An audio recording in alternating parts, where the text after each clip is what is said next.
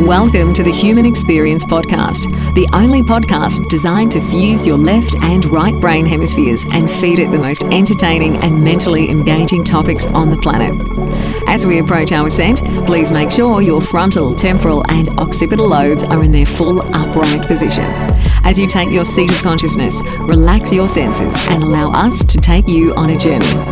We are the Intimate Strangers. Thank you for listening.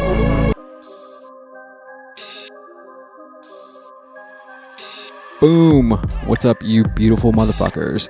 So here we are with Isaac Weishaupt of IlluminatiWatcher.com, and pretty interesting episode. I mean, you gotta hand it to the guy. He does his homework, so definitely check him out. But yeah, the podcast is great. Blah, fucking blah. I'm just gonna roll this. This is a really good episode. Check it out.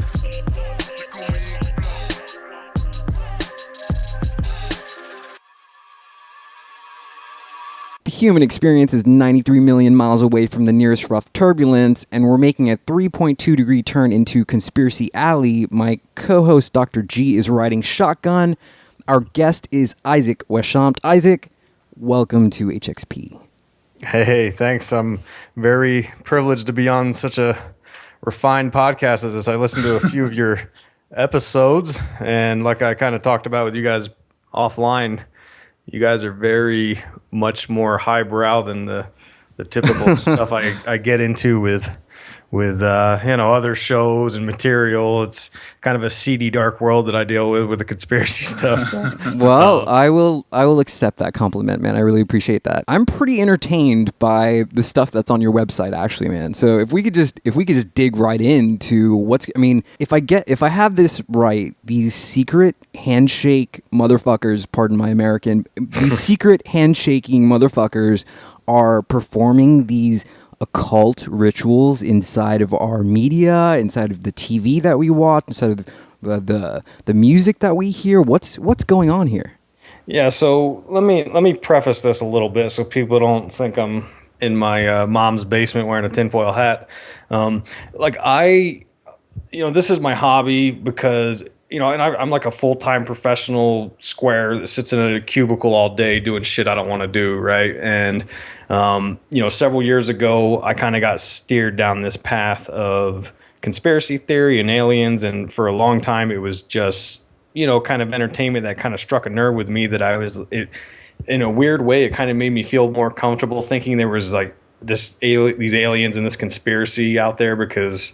And I've read some of the ideas behind that. It's kind of like it supports this idea that there is somebody in control of your life, and so I've read all the psychobabble bullshit about why I'm interested in that. But when it comes down to it, I think it's just interesting. And I'm going to fast forward through a bunch of years, and someone turned me on to David Icke, and he really blew my mind, and I really got into his stuff pretty deep.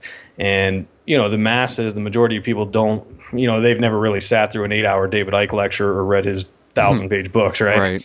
Right. And so I found myself translating this material to my friends and family, trying to explain, hey, check this out. There's fucking reptilian shapeshifters, Yeah. And and I see the reactions and I get it. And I'm not saying I believe there's reptilian shapeshifters, but there's enough grain of truth in it that I'm like, well, that's kind of interesting and it's kind of creative how he came up with that, But so I was into all this stuff, and then I was in grad school, and I started a blog, right? Mm-hmm. And it started with, I kind of wanted to do something that was into my particular niche of interest, which was I was into rap music and horror films coming out, and a little bit of pop culture, sci-fi stuff, and a little bit of conspiracy. And over time, long story short, after about a year of that, I slowly started picking up people are interested in the conspiracy stuff. And I was getting lots of compliments like, hey, you're breaking down these conspiracies in a way that makes sense. And people were really digging it. So I was like, okay, cool. I'll kind of focus on that. And I found myself studying more of the occult, and it's kind of been a wild thing because now I'm on this journey that all the people that come to the website, I call them watchers, for a lack of a better term, because the website's illuminatiwatcher.com. It's kind of like a community now where we're all kind of exploring these ideas and saying, hey, you know, I saw this symbol over here in this movie, and people send me the email, and I'll be like, oh shit, look at that, you know. And you know, and this isn't, I've seen enough of the amateur stuff online of like, you know, like example, when I think it was Peyton Manning, some football player, I don't watch football, but some guy took his helmet off. He had like an imprint that was like a triangle on his head, and it was a meme that went online on Twitter, like, oh, Peyton Manning, Illuminati, ha ha ha. You know, like this isn't stupid shit like that. Like this is like, I'm watching music videos and films, and you know, I'm not, most of the time there's a reasonable, rational explanation for it, and the more I learn about this, the more the posts and the analysis makes sense. And you know, if you go to my website, you can look. I've got posts from 3 years ago when I started the thing that are still up there, and they're god awful. They're terrible to read, and I want to someday just take them down, but I don't have the time to. Well, the idea that I get is that by using this symbology in television and the things that we absorb, there is a conscious mind and then your subconscious mind. So if you're using these symbols to affect the subconscious mind, you're somehow affecting human consciousness in some way. I mean, is that the general idea of this? Yeah, right. So the idea that I subscribe to is backed up by several kind of philosophers and you know, PhDs that know their shit, like Dr. Joe Dispenza, and quantum physics and stuff. And it talks about how the brain works. The brain basically is just a pattern identifier. I don't want to insult the brain, but like the way we use it is from birth, we're fed a bunch of, you know, horse shit, and say, you know, here's this thing that happens, and you set up patterns in your mind. So like by the time you're, you know, 15, your brain is full of like, you know, when this thing happens to you, expect this result. And that's, you know, why a lot of people suffer with different, you know, personality issues their whole life, is because they don't ever break that original programming. You're saying like the standard narrative of like get a job, get married, that kind of thing? Yeah, that too, right? You know, everything our society is kind of built upon. Have you noticed that there has been a sort of resurgence of this idea of the Illuminati? Just because pre 9/11 or so, no one was really talking about the Illuminati. I mean, it wasn't this household term 10, 11, 12 years ago, pre 9/11. So now it's kind of comical to me how many people are making fun of it, talking about it. Yeah, so if you look back, you know, in hindsight, you look back, there was like a few pivotal moments in society. First one that kind of stands out is 1947, the mid-40s there. We had, you know, World War II going on with Hitler, and you know, he was into all this occult stuff. And at the same time, we had, you know, Jack Parsons and L. Ron Hubbard. You probably recognize those names. They were performing magic rituals to evoke these kind of entities from another dimension at the same time. And then right after that, we had the Roswell Ufo crash. So in 1947, there was all this occult activity that was kind of unprecedented for, you know, several hundred years. Then we had 1963 with JFK's assassination and the whole 60s movement, which, you know, the more you research that, you've got all these ties to the CIA and the Laurel Canyon stuff and the hippie movement with the MK Ultra mind control stuff. Basically, there was this whole period of the 60s that there's tons of conspiracy theories about, right? And then the third major shift is 9/11, because you had the whole truther movement that believes the 9/11 stuff was fake. Now, couple all that stuff with the internet, where, you know, any Yahoo can get a website. You know, I did it. You know, and you can really put together a message that a lot of people can kind of glom onto and read. And my thing is, if it didn't have some kind of truth to it, like, people wouldn't be as interested in it as they are. Right.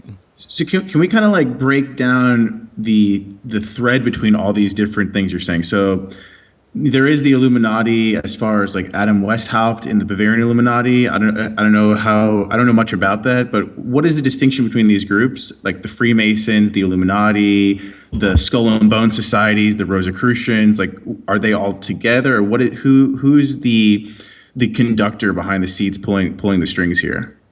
Yeah, that's the $1 million question. They're all connected. It's basically like a big spider web, and if you want to look at, try to like have a brief history, you could go back to the beginning of time, and there's a certain kind of theory line that the Anunnaki, these alien races from the planet Nibiru, came here and seeded humans to make them their slaves. Like, what do you believe? What do you actually believe? So the further back it goes, the more distorted it gets. So I can't really commit to like the super like hundreds of thousands of years ago stuff, but I do believe that there's lots of talk of this golden age that occurred, and like Zachariah Sitchin and his work on like gold, and is that what you're getting to? That's the Anunnaki kind of theory, that aliens came here and started us, and then there's the biblical kind of theory that the Watchers, the angels, came in and seeded this Nephilim alien race. Mm-hmm. And then there's this other idea of these reptilian shapeshifters. But either way, no matter which branch you go down, you end up in the cradle of civilization there in Mesopotamia, which is kind of where everything kicked off with the Sumerians. And they were kind of the first ones that we know of in recorded history that started like these communities and actual inventions. And supposedly they were given alien, technology and knowledge. So they had secret societies from the get-go, is what you're saying? Right, because back in the day, they used to, like the people, so like the rock stars of those days were, priests and sorcerers and the people that held the knowledge. Right. And it only passed through, power was knowledge much more so then than it is now, and it only passed through certain bloodlines, which supposedly tie into whoever seeded this whole thing, whether you want to believe the Anunnaki or the reptilians or the Nephilim. So there is a bloodline system in play at work, Rothschilds, Bilderbergers, like all these like different groups that are kind of pushing social agendas, events, economics, and your site focuses on the media aspect of this and how we are being programmed by what we watch, what we see on TV in an occult, ritualistic way, right? Precisely, yeah. The divine right to rule. That's why England's got the monarchy there. It's that they think because of their bloodline they're superior to the rest of us. And if you look back at the Hermetic mystery schools of like ancient Egypt, and which bled over into Greece and Rome, that the people that were allowed in those schools to get that knowledge were only certain people, which are arguably this quote unquote Illuminati bloodline. And you can go to Washington D.C. and you can see the influence that the Egyptians and the Romans have in America. Right. Because and that's where I'm kind of going with this kind of timeline, is you've got this knowledge that was handed down to certain people. Then we go into the 1700s with the Age of Enlightenment stuff, and that's when the real Illuminati subgroup came about. Adam Weishaupt, like you were talking about, and this is the movement that really sparked things, and that's what started the whole fight against the church. And so what happened there? Well, so they pushed. So that was like the beginning of these ideals. These kind of, I guess back then they were liberal ideas, these ideas of equality, democracy, separation of the church and state, freedom and liberty. And this was like the late 1700s. So you can see how, I think it was the same year that the Illuminati, the Bavarian Illuminati group was formed, was the same year that the Declaration of Independence was signed. And you look at the founding fathers, and most of them were Freemasons. Because the claim is that Adam Weishaupt was kind of driven away from his homeland there, and he sprouted up like subgroups within the Freemasons. And anyway, so things get how this goes. This conspiracy game gets kind of really confusing quick, but Slippery slope. yeah. So basically, you got he's just another part of this kind of secretive group of bloodline group that is pushing this message out. And at some point, he went into the Freemasons, and then they became our founding fathers, and that's why America is like the big project, right? That's why when the world talks about entertainment, we dominate in America. The people in other countries watch our movies and listen to our music. It's not the other way around generally. Right.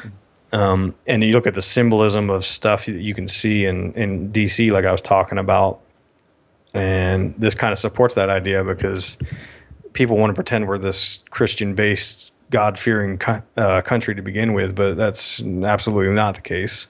There's not statues of Jesus Christ in Washington, D.C. There's obelisks, So what is the purpose of this? Like, what are they trying? What is the agenda? What's the goal? What's happening?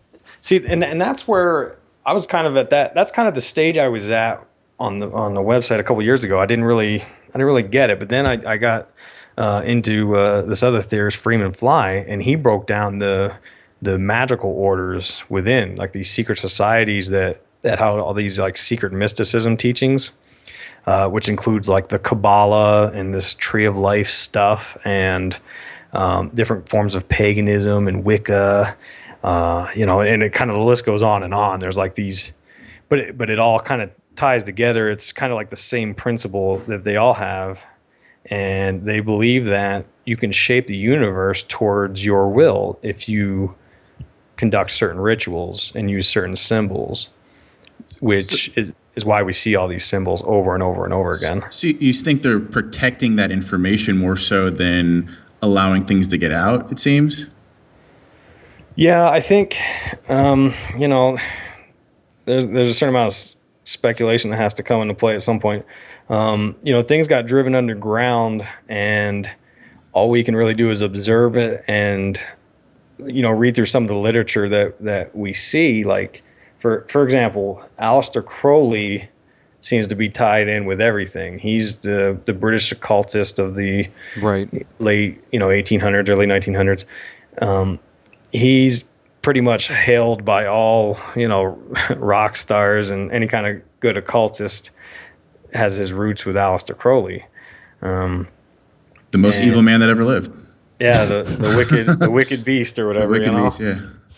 Yeah, so what all he was doing was he was rehashing all these old kind of the secret knowledge. He was rehashing it and kind of expanding upon it. That's why he's revered so much, is because he took all these ideas of being able to channel different entities from another dimension.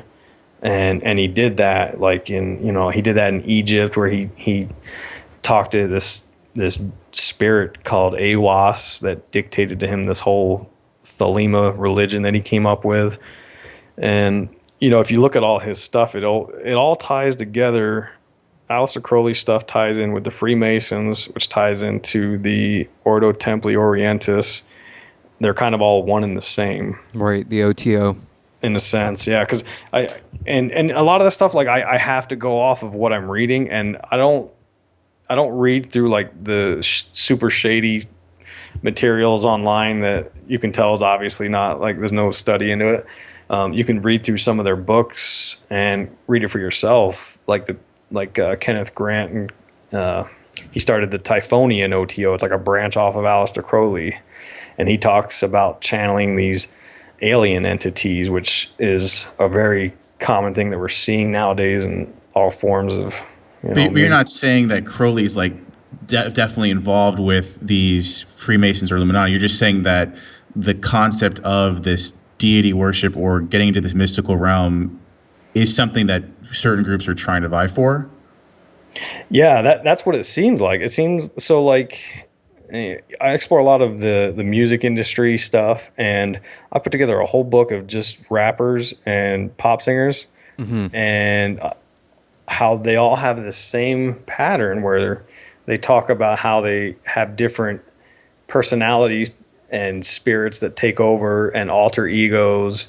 I mean, they're not all schizophrenic, right? So why are they saying this stuff? Wow. Yeah. So is that part of the monarch programming that they're receiving? I mean, I've seen your videos, man, and it's just so interesting that these people who are super rich, super famous, are talking about basically selling their souls in blood to Satan. And I mean, that's a bit strange, man. It's weird. It's super weird.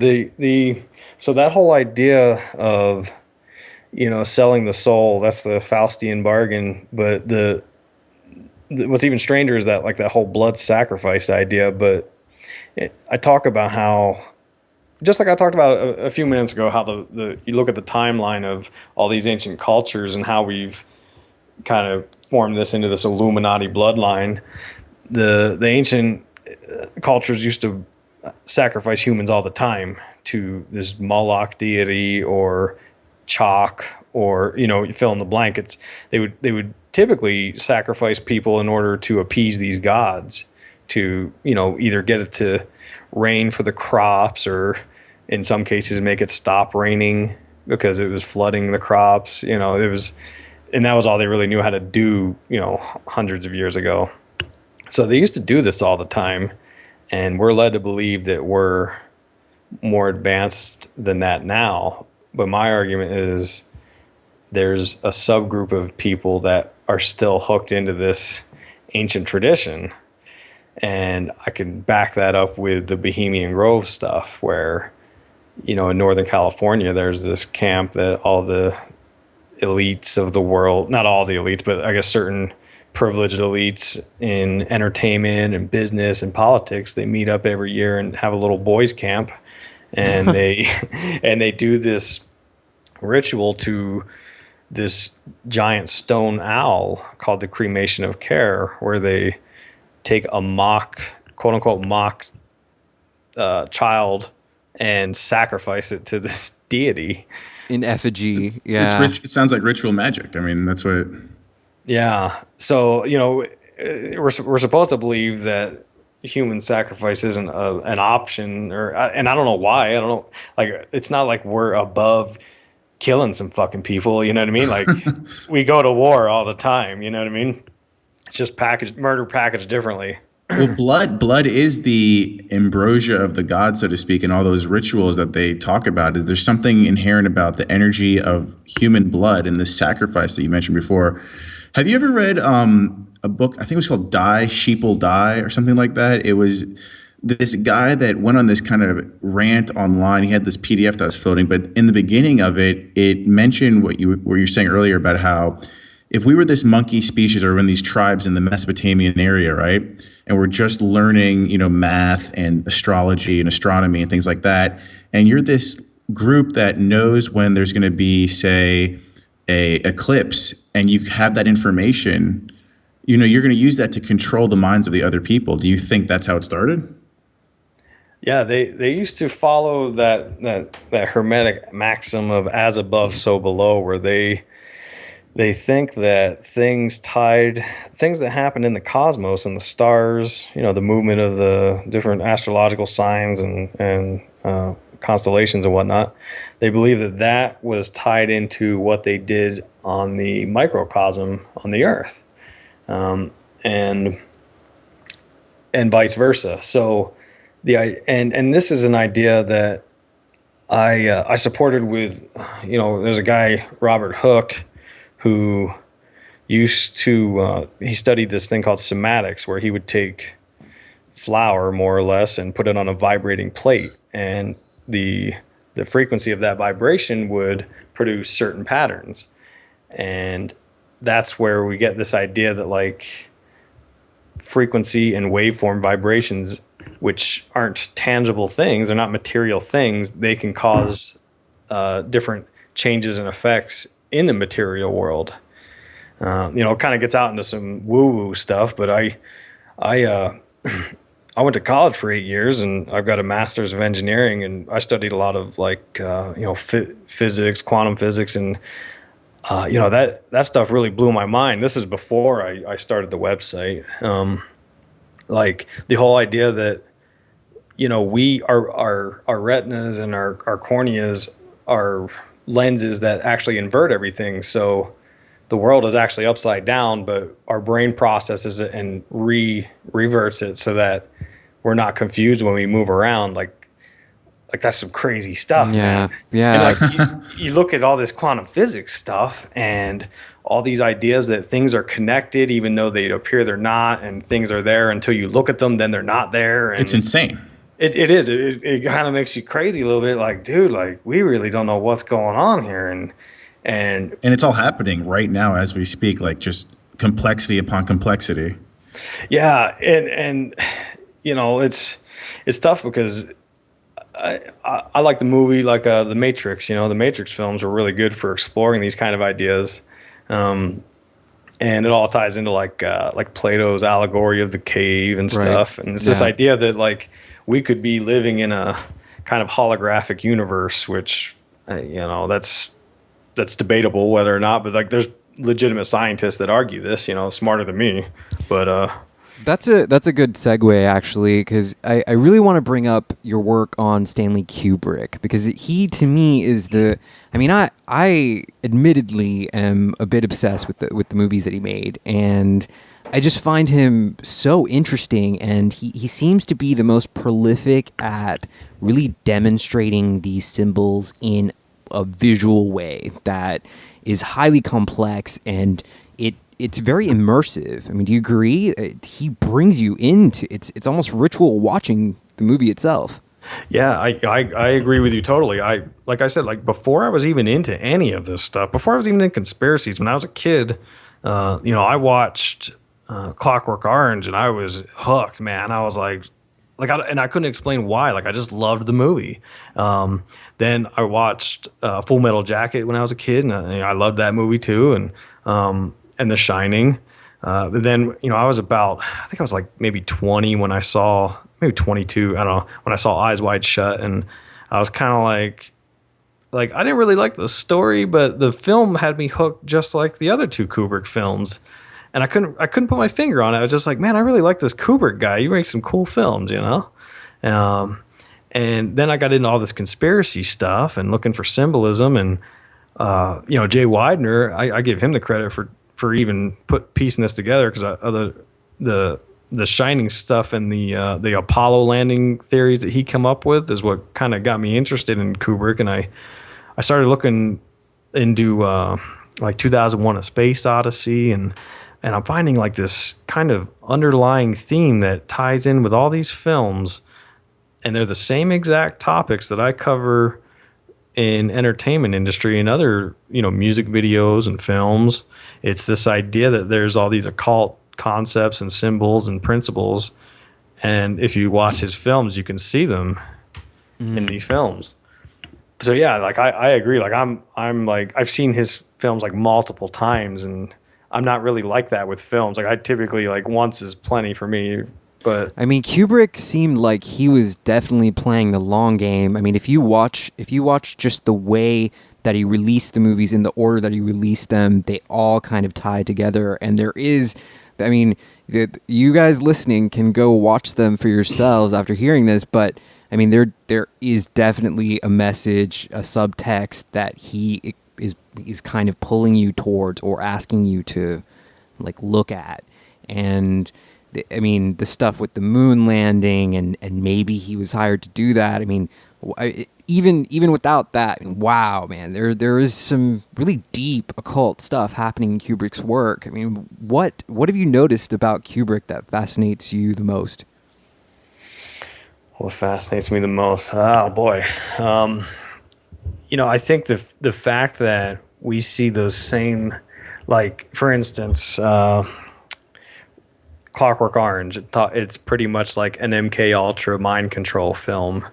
Eyes Wide Shut. It's about sex, magic, orgies, and rituals, and this kind of like dark satanic underbelly of the Illuminati. And 2001 with its Saturn symbolism. It's too well orchestrated. It's blatant almost. Yeah, it's very blatant. Like the fact that like in 2000, like when I first found out that the monolith in 2001 was the same dimensions as the movie screen, that kind of blows my mind because they really had to go through some painstaking labor probably to make that so, and I'm sure Kubrick stuck it to him to make sure they did it. What do you think is the most fascinating part of Kubrick's work that you find the most interesting? I think it's fascinating how he was able to weave these occult symbols through all of his films, from 2001 with its Saturn symbolism, and then A Clockwork Orange with its mind control symbols, and The Shining with the fake. The Shining actually had several different kind of hidden messages within it. But then his final film, Eyes Wide Shut, which a lot of people really trashed when it came out, that's arguably the film that got him killed. With he depicted these satanic sex ritual, which is arguably sex magic or just some kind of satanic ritual. Because they filmed it in one of the mansions of the Rothschild family, which, as we were talking about earlier, is allegedly one of the bloodlines of the Illuminati. Right. Was there anything with an artificial intelligence? I know he died before him, and I know Spielberg picked up the latter half of that, but is there a clear message of some kind of symbology that he wanted in artificial intelligence, or the message that he wanted there? Yeah, I think he was working on AI for like a lot of years beforehand, trying to like doctor it up somehow, and then when he actually started working on it, but then he died. But if that would fall right in with my kind of overarching theory of where they want to take all this, is this transhumanism movement.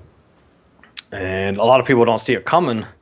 In fact, even when when I was typing my first book up where I talked about this, Microsoft Word doesn't recognize the word transhumanism, and 5 years from now it might, because right now it's not like in everyone's vocabulary, but it's this idea that we're going to approach what is dubbed the singularity, where artificial intelligence will surpass the human mind capabilities, and that's when it's kind of like a done deal. And you could argue what that means for us as the human race. We could either be taking advantage of that and living these super awesome immortal lives, or it's the Matrix, where we're going to go to war with the robots and they're going to win, and now we're just energy sources. Yikes. Yeah, that's hardcore, man. I mean, the transhumanism thing, I definitely find a little bit disturbing. I mean, this idea. But, I mean, if you've got all this wealth and power and money and control, the first thing that you're worrying about is dying. I mean, you don't want to age. You want that forever. So, kind of fits.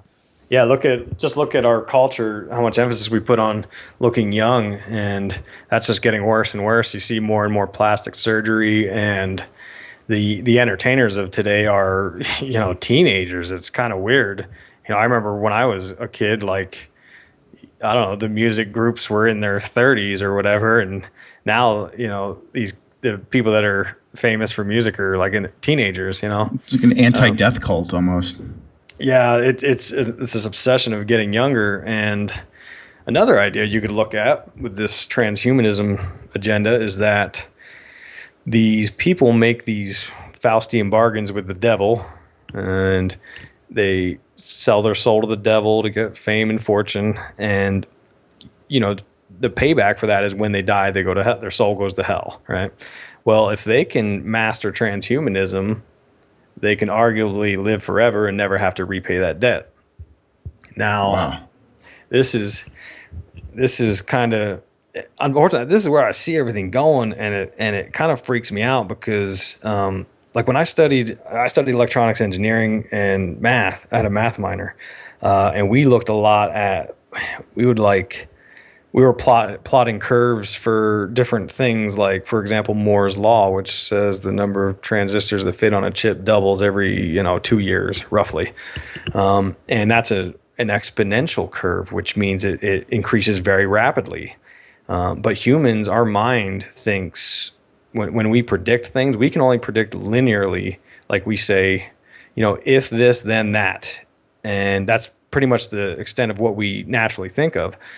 So we have this technology that's increasing at this exponential rate. Meanwhile, here we are just thinking linearly, and this singularity is around the corner now. They're saying that this moment where the artificial intelligence takes over is anywhere between 2030 and 2040. And, it's to the point where in modern program management and business practices, they're trying to come up with these, like when they come up with like their acquisition life cycle plan and all this, they're trying to come up with ways to accommodate future technologies into strategies, because, nowadays, like if it takes you, 2 years to field an entire platform of whatever it is you're working with, 2 years from now, technology is going to be, like I said, increasing exponentially, and the things you're working on might be useless. Just 10 years ago, there was no such thing as an iPhone. Most people were still using dial-up internet. And it's just going to get worse and worse, and no one's really talking about this. And most people, the masses, have no idea this thing is coming. So it makes me wonder, like, why is this being kept so quiet? And I think it's because the Illuminati, or these privileged bloodlines that, like you said, have all the money. That's the only thing you can't buy is eternal life. They're already working on what they call mind files, and basically the idea is that, everyone's got a Facebook page, right? So the idea is that you can take a person, you can figure out a person's personality and make your Facebook profile like this digital avatar, like on the Wii. I don't know if you have a Nintendo Wii where you can make a little character, right? Mm-hmm. The idea is that once the computing power is there, you could sit down at a computer, open up this software, answer, 2,000 questions about what you like, what you dislike, your memories, how you feel, who you like. And they can create this digital avatar version of you that's so real that if someone was like, Skyping or instant messaging, they wouldn't be able to tell the difference. Plot twist, we're in a computer right now, and we've forgotten, and then we're going to build a computer that we can house our other, so it's like a computer within a computer. The Saturn cult, the Saturn idea, like the symbols, it really looks like Freemasonry is like the symbol for Saturn or something. How does that all tie in?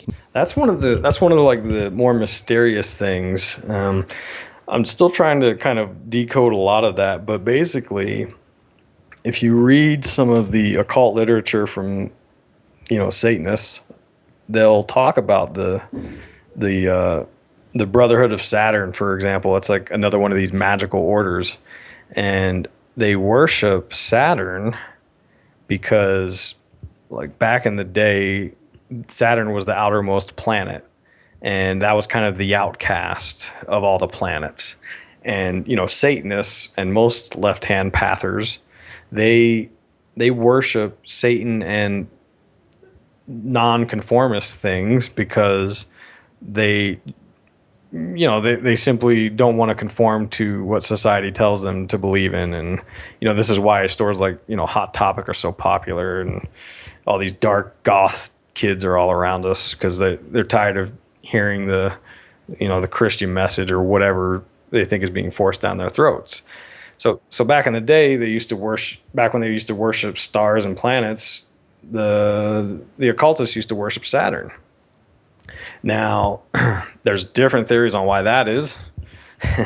Well, one of them, which is kind of hard to understand, but they claim that Saturn used to be our original sun. It was like a brown dwarf star, and we used to live on our planet Earth in basically a sheath of the brown star's light, basically, and it was like a purple kind of haze, right?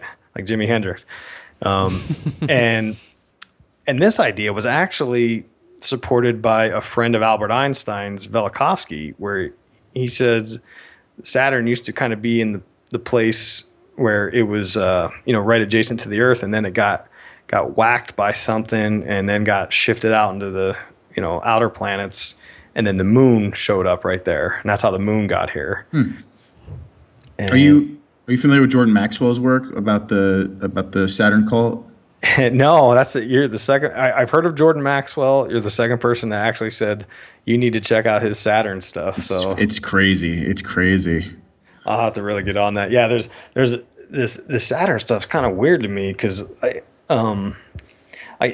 belonged to the it used to be the planetary force behind the zodiac of the Aquarius, and if you look at the Age of Aquarius movement, they think that the Age of Aquarius is either upon us right now or it's coming really soon. But they believe that that's going to be this new shift of mankind where we're going to be, it's going to be an age of technology, which is precisely what we're talking about with this singularity stuff. And the Age of Aquarius is depicted with the water carrier. And that's arguably why we're seeing these ritual sacrifices of Whitney Houston and Bobby Christina. Philip Seymour Hoffman died in a bathroom. And they died on he died on Imbolg, which is like a witch sacrifice night. So yeah, there's like this tie-in with this Age of Aquarius, and there's whole like books dedicated to this movement of the Aquarians and how that's the Illuminati's thing. Like they started the hippie movement, and all this stuff. Well, the Mayans used to have this idea that at the moment of death, there was this massive energy transfer of like when consciousness moves out of the body and disconnects and the physical body dies, the Mayans thought that you could harness that energy, and that's why they were doing all these sacrifices. So maybe these people who are kind of running things are using that same idea that creating this ritual sacrifice gives them more power. That's an interesting thought. Aleister Crowley called it the ultimate orgasm, death. That is, le petit mort, the little death they call it. Oh shit, you're on some next level stuff, bro. I want some French next level shit. So like they think that all same thing with like the sex orgies, like they think the orgasm brings about a certain energy field that they could manipulate to do whatever it is they do, channels demons, I don't know. I've never been in a magical order, but I'm just reading the stuff that they put out. And that's what it says. So we were talking, Xavier and I were talking about this the other day about, what if the next big paradigm shift that comes out of, say, quantum physics is basically like the next, like the world's not flat or the atomic bomb, is that there are hyperdimensional beings and they have they want something to do with the material realm. They want something to do with this physical embodiment, and that there's like people in league with these constructs that are out in another dimension, and they're at war right now in our realm. Yeah, that's some scary stuff there. These occultists believe it. Like I was saying with the Typhonian OTO, they purposely try to channel these entities into our dimensions, so they believe it. You look at different sigils that they use, and these sigils, they're supposed to evoke this Lord of the Abyss that they talk about on the dark side of the Kabbalah tree of life. And these occult practitioners, they use these sigils and symbols to kind of call upon this Lord of the Abyss for different purposes that they deem important. And they think that they're going to be able to do this by like what they say, like fusing the X with the O is what's going to help evoke this beast.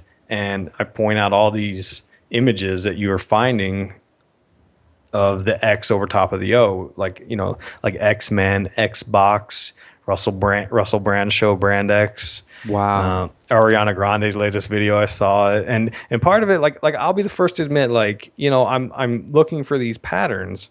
But why the hell do I keep seeing them?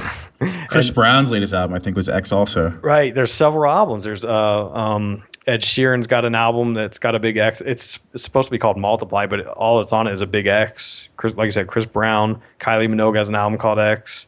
The list goes on. And so there's this obvious thing going on with the X. And basically you can claim that this is some occult stuff that they're trying to push. And the idea that makes the most sense to me is actually from a girl I was talking to who's a regular on the website. She says she used to study witchcraft, and she's really concerned with what's going on in the world right now. And she's not nutty by any means, but she said that, you know, the reason we're seeing these symbols is because things are happening on the occult and the dark side. Meanwhile, we're being, you know, pretty much distracted with you name it. And all these things are happening and they're accelerating and they're surrounding us with these symbols, because the more that they can throw out there of these symbols, the more energy it gives to these demon spirits or aliens or whatever you want to call it to come into our dimension. It seems like spiritual warfare, man. Like, I mean, if our souls are, you know, the currency of this war, it's kind of questionable who's winning right now, just because, I mean, most people aren't asking questions. They're not wondering what is going on. And there is this resurgence of this wake up movement, and people are starting to, I guess, wake up a little bit, but is it enough? I mean, and with these people who can control media, I mean, it's very hard to determine what the long game agenda is for these people that control everything. Yeah, that's, you know, and that's what's kind of crazy is I'm actually a Eastern Orthodox Christian, and I'm not a good one by any means. And I've always stood by the firm stance that, like, I've been like, you know, this website where I talk about conspiracies, I'm not going to like bring Christianity into it. Like, you know, most of these people that are into this stuff, it's always like they're over the top with their Christian message and their Bible verses they post. And I've always kind of been turned off by that, because I'm kind of like, you know what, man, like leave your do your preaching somewhere else. Like I'll go to my church, you do go to yours, you know.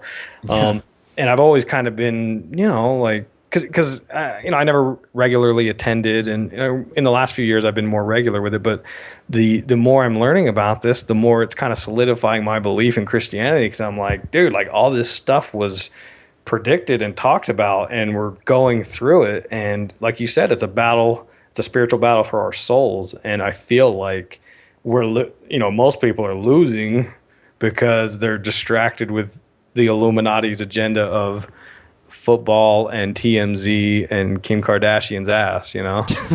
So it begs the question though, you know, Terence McKenna said that conspiracy theories are like a systemological and epistemological cartoon about reality. So it almost seems like the truth seems to be more terrifying that no one is in control, and that it's all kind of one giant game of follow the leader and there's no leader, and really no one's holding the puppet strings except maybe like dynamic systems and chaos. I mean, does that seem to be more likely a possibility, or how does that gel with you? That's a great point. Yeah, I'm not. It's funny you say that. I just started getting into some of the Terence McKenna and this Discordianism topic because I don't know a lot about it, and it's the idea that chaos is like kind of the real religion and the real truth about what's going on, and you know, we as humans can't handle the idea that there's not someone controlling everything, and it's really interesting stuff. It seems the way things are playing out is there's really no gray area. It's almost like it's binary. There either is something in control here, or things are playing out that our quote unquote destiny as a species has this narrative unfolding that doesn't really have any semblance of logic to it. It's almost like dreamlike and fanciful, this human story that we're seing right now. Yeah, you know what freaks me out is there's all this talk of like these ancient civilizations that had this high technology that just disappeared off the face of the earth, like Atlantis and Lemuria and arguably some of ancient Egypt stuff. And it kind of freaks me out because like we're headed to a point where now they're saying like, oh, the computers are going to be smarter than us, and you know, this might be a wrap for us as humans. And then meanwhile, the whole climate change thing's going on, and it kind of makes me wonder, like, are we just on this repetitive cycle, and like this shit's all going downhill in the next 100 years, and then 4,000 years from now, our culture will be up to our point of knowledge, and they'll be like, hey, look at this little square iPhone looking thing, you know what I mean? Well, I guess what I'm getting at is like, do you think that us as humans, like we almost need this construct of an Illuminati to kind of allay our fears about how truly random and directionless things are. And like, despite our best efforts, Mother Nature really doesn't give a flying 747 fuck about like 7 Jewish bankers in a bunker underneath the World Trade Center who are like meticulously crafting some tenuous version of reality. Like, I mean, I guess it could go either way. I mean, I guess this is just highly entertaining. And when you see, I mean, it doesn't really matter. And I think that that's a big proponent of this whole thing, is that we give it our energy, and by giving it our energy, we're somehow giving these rituals that they're performing power. So it's like when you see the fucking Super Bowl, or when the Super Bowl comes on, don't watch it. Turn your TV off. Fuck that shit. I mean, why? Why would you want to be part of this large game that these people are playing? Yeah, that's kind of how I feel about it. And I used to be a real cynical. I mean, I'm fairly cynical still, but like that movie Idiocracy, like I was like, yes, that's it. Like that's where we're headed, you know. And but now I'm kind of like, people need to unwind. Like we've all been set up in like. The system's pretty well stacked against us. Like everyone's got to have a dual income household, and people work their asses off at these stressful jobs, and they come home and they just want to, unwind and like watch some bullshit to entertain them. So like I get that, because I'm right there with them. I worked all day today, and I'm like fuck, I just want to watch dual survival. That's the Illuminati wins when we do that, when we just give up and not talk about this stuff, because. I wholeheartedly, absolutely 100% believe something is going on, because I'm seeing these symbols and everything. Yeah. And these same people that are pushing these symbols are the ones that are, popular in supposed pop culture, like Ariana Grande, like nothing against her, but like, I don't know, like a lot of people can sing, I've seen America's Got Talent and, the American Idol show. Like there's tons of people that can sing. What makes her special? Well, bitch can sing though. Yeah, actually, that's a bad example. She can sing. Bad example. I'll give you that. But certain artists, like they push these symbols over and over again, and I'm like, why is this person so famous and on top of the charts all the time? I don't think their music's that good, but. Yeah, I don't know. Yeah, and then when you start to fall off out of favor with this group of people, suddenly you end up dead, or your career gets ruined, or something happens to your name, or I don't know, man. It's really interesting. But Isaac, this hour flew by, man. Like you're a really cool cat. It's highly interesting work. Is there anything that you wanted to kind of get out? Any message? Anything you got to say to the people listening right now? No, man. I mean, go to IlluminatiWatcher.com, and you can sign up for I got a free email newsletter. And you could basically just get on that list, and because I send out like monthly, like here's the most recent bullshit that I found, but yeah, like I honest to God feel like if we can kind of spread this message, I feel like the more people that are aware of this, the more it might foil these attempts of this dark future that they've got laid out for us. I agree, man. Dr. G, you got anything else for our guest? I mean, as dark as the future is, at least we'll have Ariana Grande and Chris Brown in loop on the background all the time. So, all right, guys. Well, thanks for listening.